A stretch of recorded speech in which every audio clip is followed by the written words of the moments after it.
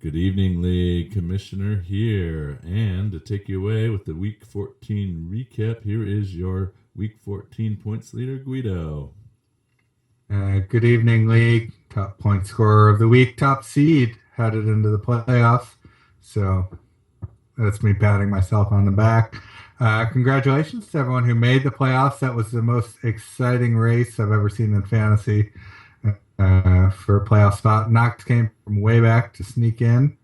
I think I had him as an under 10% dog 3 weeks ago when I started doing the analysis.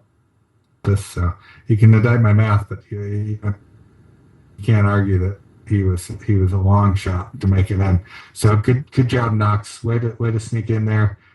Feel bad for everyone else that didn't make it. Ingram won his game this week, got his job done. Unfortunately, the commish could not take out Knox for him. So it's too bad he came up just a tiny bit short. So I guess if I'm going to do Coach of the Week, it's got to be Knox for the win. And First Asian and Bloodthirsty came up short in their games, did not win. If they had, it would be in the playoffs now.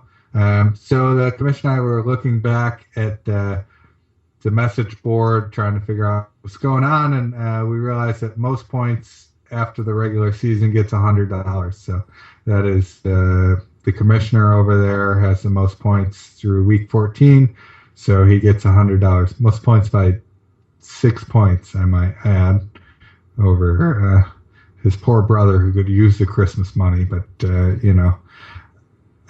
so there you go. Yep, it's indeed to reward the best fantasy season, which is arguably the best indicator of the best fantasy player of the year. So, I'm happy to take that home. So we also have the bottom four, which, as we all know, are playing for the vaunted Steamy. So the way that Flea Flicker works is there's the championship bracket with the 4 teams, obviously, and then there's a consolation bracket. That happens to go to teams 5, 6, 7, and 8.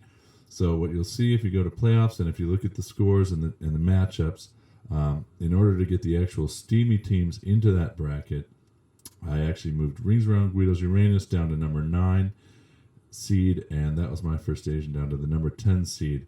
That puts into the Steamy Bloodthirsty with the top seed, Motor City Heroes, EPT All-Stars, and LA Riot. So the team that goes 2-0 in that bracket will get the number 1 pick.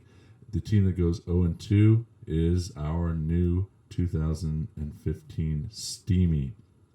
So, so looking forward to that. Hope you guys enjoy that, actually. And that's kind of the only question we've gotten lately. I hope it's clear, but definitely add some questions onto this thread if you have them.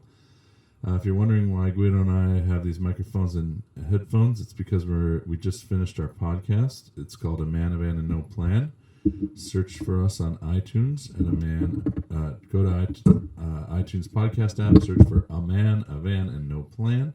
If you don't get enough banter from us on these weekly videos, you can also go to our website, amanavandnoplan.com. So that's my shameless self-promotion. You don't get enough of our voices, faces, whatever from fantasy. You can go check us out. So, anyway. Shameless self-promotion. That's okay. Appreciate it. I just want to wish everyone good luck in the playoff for the Chubby. The Chubby. Playoff indeed. for the Chubby and playoff to stay away from the Steamy. So good luck, everyone. Good luck indeed. All right. Take care, everyone. Bye.